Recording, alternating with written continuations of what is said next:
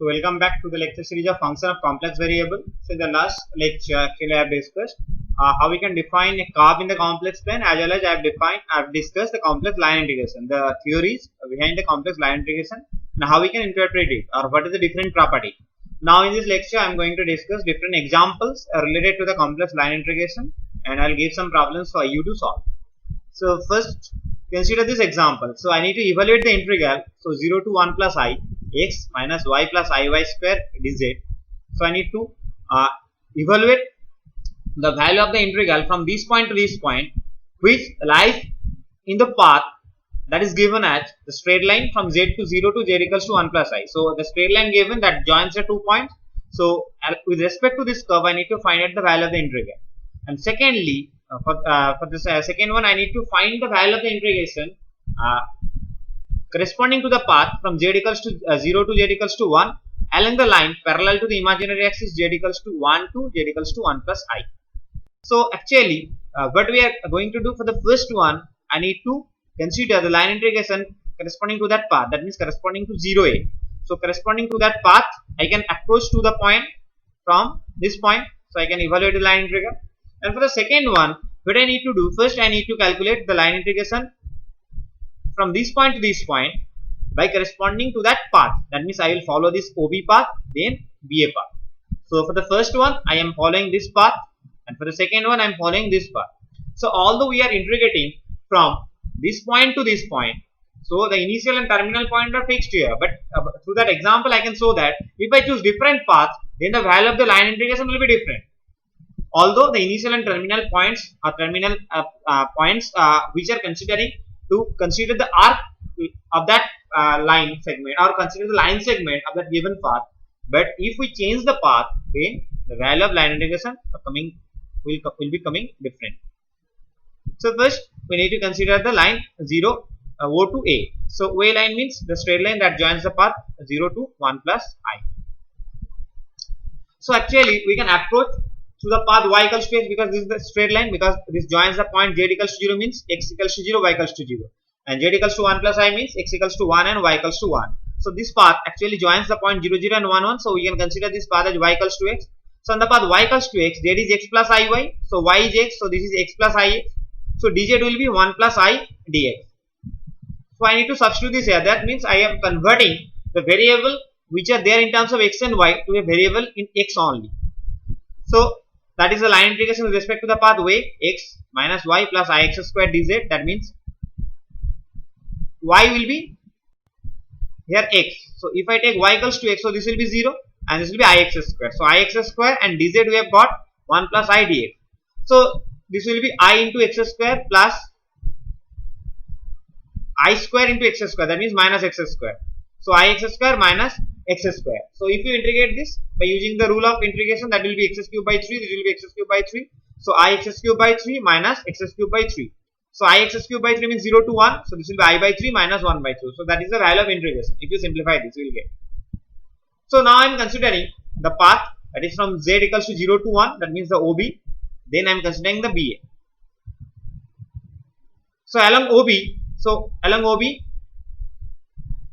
so if I consider the x-axis, so along x-axis y equals to 0, so this will be y equals to 0. So y equals to 0. So if y equals to 0, z will be x plus iy. So y is 0, that will be x. So dz will be dx. So now if I convert y in terms of, if I put y equals to 0 here, this will be converted in the function of x alone. So x plus ix squared dx, because dz is dx. So if you integrate this and if you simplify this, you will get half plus I by 3. So now we will consider this path BA. So along BA, how y and x will be related? So along BA, x equals to 1, since the point B is actually 1 0. So along this, x will be fixed, that is 1, and y will be varying on. So x will be 1. So z will be x plus iy. So that is 1 plus iy. So dz will be I dy. Now if I put x equals to 1 here, so this will be converted in the function of y alone. So that is 1 plus I minus y into I dy. So if I simplify this, I will get I by 2 minus 1. So if I want to get the integral from 0 to 1 plus I, so I need to consider both these paths because I want to reach from 0 to a. So I am going via OB plus BA. So the value of the integral corresponding to that path will be the integral along OB plus integral along BA. So if I join this, I will get 5y by 6 minus r. So here I have found that although I am integrating from 0 to 1 plus I, but if I follow this path, the value of integral is coming I minus 1 by 3. And if I follow this path via OB and BA, then I am getting the value of the line integral as 5y by 6 minus r. So in that way, I could evaluate the line integration. So here, so there are two variables x and y, but I am integrating actually with respect to one variable, that is dz. So I am integrating here. I am just integrating. This is a single integration. This is not a double integration or triple integration. So here what I need to do, either I need to substitute y in terms of x or x in terms of y, thus we can convert this in a function of one variable. Otherwise, we can impose some parameter t with respect to which x and y are related. So you can substitute the value of x and y with respect to t, then this will be a variable of t only, the integrand will be a variable of t only, then we can integrate it very easily. So this t will be varying corresponding to the given path that is given to us, or that we are considering. So in that way I can evaluate the line integral. So then I am giving one more example. So I need to find the value of the integral dz by z minus a along the circle C. So what is the circle? Circle is nothing but z minus a mod equals to r. So we know that this represents a circle whose center is at a, z equals to a, and so z equals to a means a is a complex number and r is the radius. So along this circle we need to evaluate the value of the integral. So on this circle z minus a equal mod equals to r. So I know that if z minus a mod equals to r, so any complex number mod is, this is the modulus. So the complex number z minus a can be written in the form of r into e to the power I theta. So z minus a can be written in the form of r e to the power I theta. So if I take mod both sides, so mod of this will be mod of r into mod of e to the power I theta. Now e to the power I theta you know as cos theta plus I sin theta. So mod of cos theta plus I sin theta is nothing but root over of cos square theta plus sin square theta. So that is 1. So mod of this will be r actually. So the path we can consider in the form of the parameter theta as z minus a equals to r e to the power I theta. So here r is fixed for the given circle. So here the variable will be only theta. So here there is only one parameter, that is theta, and the value of theta will be changing from 0 to 2 pi if we traverse to the path or to the perimeter of the circle. So dz will be here, dz will be a is constant, so dz will be r e to the power I theta I d theta. So that is dz. So now we need to substitute this. So dz by z minus a. So dz by z minus a means here the value of integral will be from 0 to 2 pi, and dz will be r e to the power I theta into I d theta, and z minus a will be r e to the power I theta. So this will be deducted. So that will be only I d theta.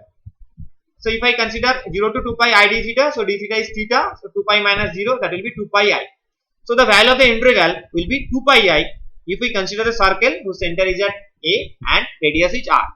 So in that way, so in the previous case we have substituted y in terms of x, but here we have imposed some parameter with respect to which z is dependent.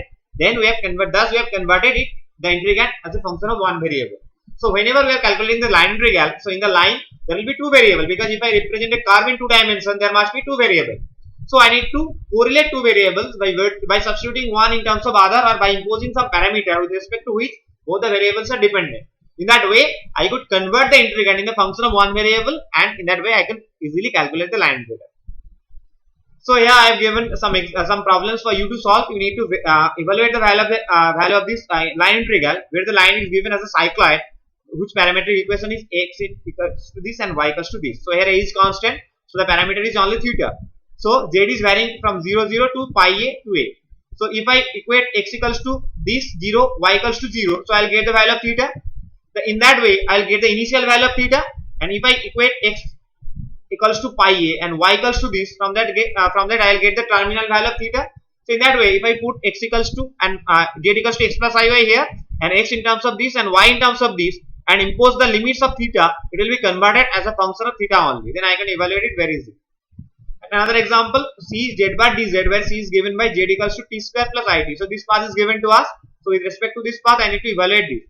So here there is no particular value of the limit. So here I will get the value in terms of t actually, because there is no specific limit. There is no part of the, or there is no segment of the curve is given to us. So here throughout that path or throughout that curve, I need to get the value of the integral. So here I will get the indefinite integral. This is an indefinite integral because this can be converted in the parameter t only. So since there is no limit of t is given here, so here I will get only the value in terms of t and I. So in that lecture I have given some examples where I have shown how to implement the rules that I have studied to evaluate the complex line integration. So in the next lecture I will discuss the Cauchy theorem by using which I could evaluate different complex integrations, and I will discuss the Cauchy integral theorems also. So till then, stay tuned and thank you all for watching this lecture.